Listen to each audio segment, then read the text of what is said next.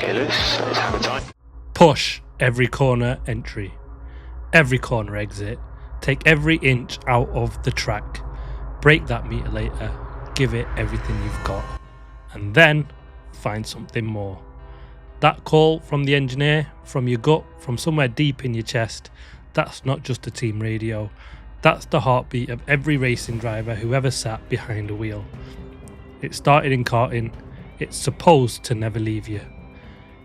It's in the DNA. Until now. F1 sold the 2026 regulations as the future. Smaller, lighter cars, more agile, new manufacturers on the grid, Audi in, Cadillac in, Honda rejoining via Aston Martin. On paper, the golden era. But here's what they didn't put in the brochure. The new power units run on a near 50-50 split between the internal combustion engine and the massive electrical motor pumping out 350 kilowatts. To keep that battery alive, drivers have to harvest energy constantly, which means lifting off the throttle, which means coasting, and on a qualifying lap at Suzuka, it doesn't look great. And the drivers, they noticed immediately. Max Verstappen, one of the loudest and earliest critics of the regulation, said in Bahrain, "Not a lot of fun, to be honest. I would say the right word is management. As a driver, the feeling is not very Formula 1 like. It feels a little bit more like Formula E on steroids. A lot of what you do as a driver in terms of input has a massive effect on the energy side of things. For me, that's just not Formula 1. If anything, I could tell you it's probably like Formula E on steroids. Formula E on steroids, not from a backmarker, not from someone on the outside looking in, but from the 4-time world champion. The man who races a Nordschleifer in his spare time. The man that Red Bull have to stop racing online the night before a Grand Prix. Now, when Max Verstappen tells you it's not racing, you listen. Now, critics of Max Verstappen's complaints have been saying, well, he's just angry the Red Bull isn't fast enough. Of course he's going to hate the rules.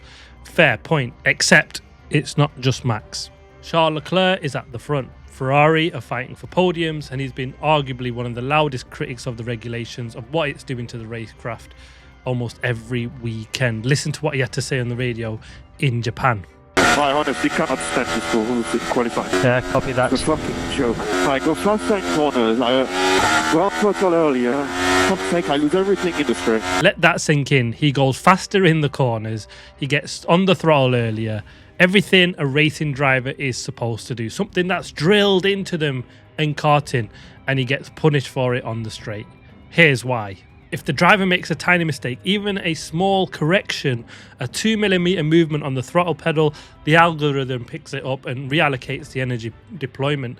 The car's computer decides that the driver was wrong and strips away the power on the next straight, and while the driver's flat out. Charles Leclerc put it perfectly in China. We do laps in the simulator. We try and plan for all scenarios, and then when you arrive, you do this 3% or 2% throttle drop, and which is literally 2mm on the throttle pedal. It means you lose 3/10 on the back straight while you're having a good lap. In Japan, Charles was even more annoyed at the qualifying lap. He goes, honestly, in Q3, this is where you want to go and get everything out of the lap. You put everything out on track. You try something that you've never tried before, taking risks you've never taken before, and that's been the reward for most of us in all our career. Now, thus isn't possible anymore. That sentence should terrify anyone who loves this sport. The bravery, the instinct, the willingness to go and find something no one else has found in the corner of a flying lap when everything goes on the line. Now, that is what is one of the defining characteristics of these racing drivers, and a huge difference between them and us, and they're getting penalised for it. I'll be honest with you, after Australia, I thought we might be okay. Yes, qualifying was a mess. The lift and coast stuff was ugly, but the racing, 120 overtakes, and yes, we talk about that number, but there was plenty of side-by-side action, movement throughout the whole field. The things fans have been screaming about for years and years and years, where we've just not seen a procession of cars not being able to get close enough. We've seen them be able to get close, follow closely, and make overtaking moves. And I called it, the racing was better, but Japan changed everything. At Suzuka, one of the greatest circuits on the planet, a track that's supposed to demand absolutely everything from a driver. They were coasting into turn one. They were lifting and downshifting into 130R. 130R, which they took flat out in a McLaren 1992 car, flat out in the 2025 cars, and in 2026 they're lifting, and not because they can't take it flat anymore, because as Fernando Alonso said, all fast corners are now effectively recharging points. They're trying to just recover the battery to just get a boost down the straight, and it's killing corners, iconic corners like the 130R. The overtakes, they were happening halfway down the straight, not in the braking zone, not in the heart-stopping moment of tyre locking, late apex moments. There was one driver out-braving another, nothing of the sort, just one car running out of battery and another sailing past. Fernando Alonso put it plainly, it's gone, referring to the driving challenge of Suzuka. Once the demand gone from 130R, the corner gone. And as for qualifying, the pinnacle of what a racing driver can do over a single lap, the sport's own race director couldn't even show us a full onboard lap of the pole lap in full in Japan. It's got under my skin, it should get under yours. Kimi Antonelli takes pole position at Suzuka, a historical moment for the young man, the youngest pole sitter in Formula One, and one of the most iconic circuits in the world. And F1 post the onboard lap on social media, as they always do, except this time, halfway through the lap, they cut to, T-cams, cut away from the onboard camera and showing external trackside shots, most critically and at the most scrutinized part of the circuit, where the car has been lifting and coasting and losing up to 56 to 60 kilometers an hour. The footage conveniently disappears as it comes out of the spoon curve up to 130R and into the triangle at the top of the circuit before they come down to the start finishing line. The bit where every driver has been critical of. Charles Leclerc is complaining about it, Fernando Alonso, Lando Norris, Max Verstappen, everybody. They cut away at the exact same section, which shows actually the worst part of the racing of this car and of these regulations. And they've been doing it pretty much all season, and it's not the first time they've done this. They've been doing it pretty much all season long. We've got fewer onboard in-car videos or shots throughout Grand Prix, throughout qualifying, and they obviously know this super clipping, it's just not a good look. They're slowing, coasting through the big fast corners, and F1's media machine is doing everything they can to protect the brand's image, but the fans, they've noticed. The safety crisis that no one wanted to say out loud except the drivers have been screaming about it, and we've not really heard them say much in the open media, or not that F1 have clearly shown to us previously, but it was loud and kicking after Japan. And here's where we stop talking about the aesthetics and start talking about something way more important and more serious. Yes, we've got the qualifying problem, the lifting, coasting, the algorithms ruining hot laps, and that's a sporting issue that's fixable. It's frustrating, we know, but nobody gets hurt. But what happened in the Japanese Grand Prix, the race, that was difficult to watch. We've seen near miss in the Australian Grand Prix off the start line with a fantastic save from Franco Colapinto, but the Ollie Bearman crash was what's changed an awful lot of things. F1 coming out with a statement straight after the Grand Prix, sort of saying we're going to definitely look into this. The regulations were always going to be flexible, but that overspeed and the speed difference between Ollie Bearman and Franco Colapinto, between 40 and 60 kilometers an hour, that is something that the closing speeds has been a massive issue for the drivers.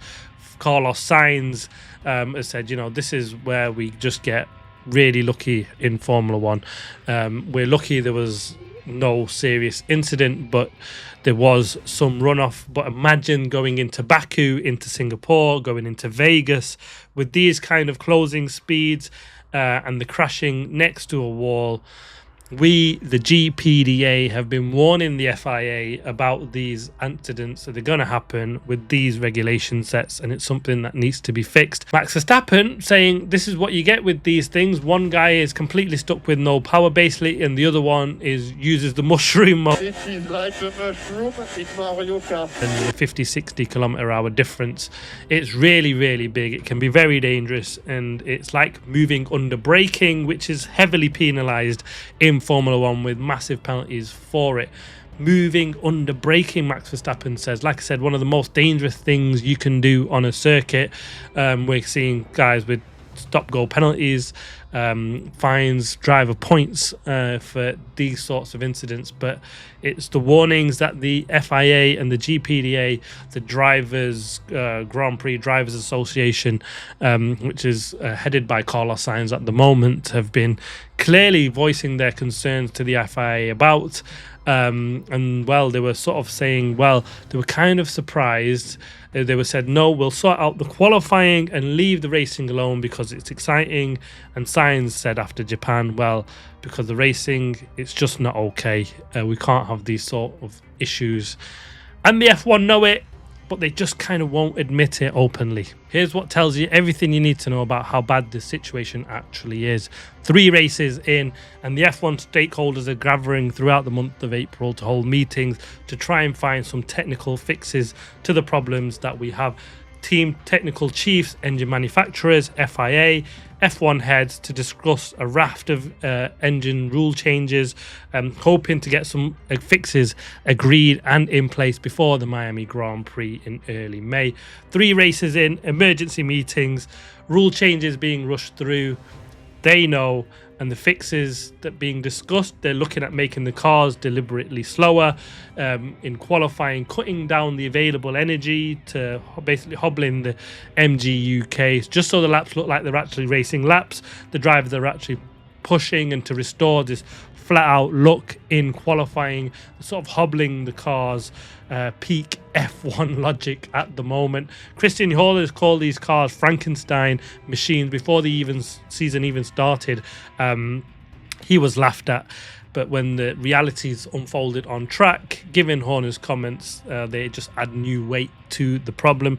Charles Leclerc's solution, he's at the front, he's fighting for wins, but even he knows something is broken. Even Mercedes have agreed that qualifying needs changing, and the crazy days, or the days of crazy on the edge Q3 laps, are over, as per Charles Leclerc in Japan.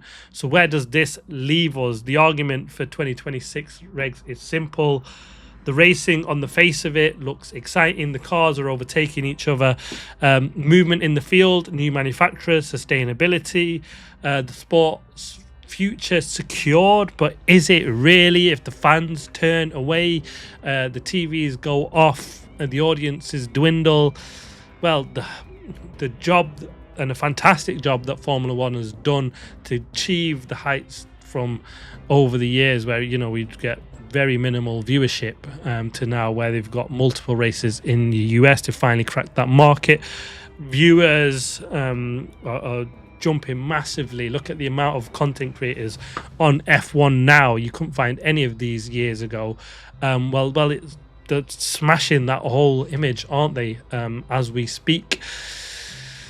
The drivers, if they're honest, they don't hate it. They don't really love it either. George Russell won in Australia. Lewis Hamilton's sort of working with it, hasn't he? He sort of said the racing is good, but there's elements to it that really need fixing. So despite sort of saying, yes, there's issues, I'm not being a heavy critic, but he's sort of said there's parts of it I like, parts of it that I'd absolutely change in a heartbeat. Lando Norris acknowledged the issue, but he's kind of been a little bit more measured until he got into the McLaren and it was a stinker, and then just sort of said, here's how bad it really is. But here's my problem. As Fernando Alonso described, overtakings become unintentional. Lando Norris said it even in Japan. He accidentally overtook Lewis Hamilton.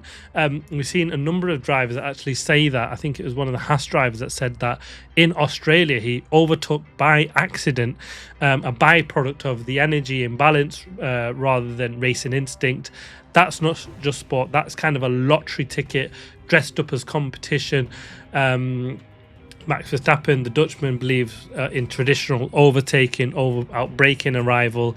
It's been replaced by whoever deploys the battery the most effectively, and really that's not quite the F1 that we know and love. Think about it, the greatest overtakes in the history of the sport: Senna at Lowe's, the Schumacher in the rain, Fernando Alonso fighting through the field, Max Verstappen, Lewis Hamilton in Brazil. The overtakes, the timing, and the calculation of the racing drivers to get that instinct and that fraction of a second right. The qualifying laps that we've seen, the lap that never was in Saudi Arabia, Charles Leclerc, Lewis Hamilton's lap from Singapore. You know, these things where they push that little bit further to the edge, them laps that stand out that extra little bit more, they seem to be disappearing. They're non-existent in the 26 regulations. They're actually punishing you for taking the maximum and the car to the absolute edge, and the DNA that makes the driver a racing driver, it's being suppressed, it's being made irrelevant. Verstappen might walk away from the sport at the end of this year. That's like one of the sport's most thoroughbred races. Like I said, he competes in the Nordschleife in his spare time, and someone of that nature that just absolutely loves F1 for F1, sort of when he's criticizing it to the level he is, and he's not the only one. Fernando Alonso, Lando Norris, Lewis Hamilton, Charles Leclerc, a number of the top drivers, all coming out and criticizing the way that they're no longer, you know, they're sort of backed off or limited by the algorithms of this energy deployment system. And you just can't, you know, you can't manufacture soul. And if they're taking away the soul of Formula One, taking away the soul of corners like the 130R, the S's, like we've seen them just coasting into turn one on the. If you look at the pole lap of Kimi Antonelli in Japan, it looked like he was just getting ready for a warm-up lap. It didn't look like a push lap whatsoever. And Fernando Alonso said fast corners are becoming charging stations. That's a real problem. Now, the meetings in April, Miami is the next race. Something will change. Will it be enough? Probably not, and not yet at all, really. Japan for me was the moment that just you couldn't hide, the sport couldn't hide itself anymore. The early races, there were some good elements, some bad elements, but Japan really exposed, for me personally anyway, the death of the racing DNA of a driver, what you kind of love this sport for, and it really just shown how bad these regulations are. I did say, if you watch my Japanese Grand Prix preview, that this is going to be one of the big tests of the regulations. We need overtaking. It's generally been difficult around Japan, and yes, although we did get overtaken, the soul of the sport definitely disappeared. But let me know your thoughts. That's my take on the regulations. Hope we get some massive changes for May. I don't think it's going to be completely possible because they spent 4 years building these regulations in, trying to get teams to come in, and they've managed to convince Audi to join the sport, Honda back in the sport, all on the premise of these regulations. And they can't just suddenly say, the nation's not what we want anymore, let's go back to what we already have. That's not quite possible. But what they really need to do is try to get back the racing DNA that we've seen lost, and hopefully they can do that pretty soon. Let me know your thoughts. What's your take on the 2026 regulation? I genuinely want to hear you see and make your case on it. Let me know your thoughts in the comments. Thanks for watching. Please like, subscribe, comment. As always, see you on the next one.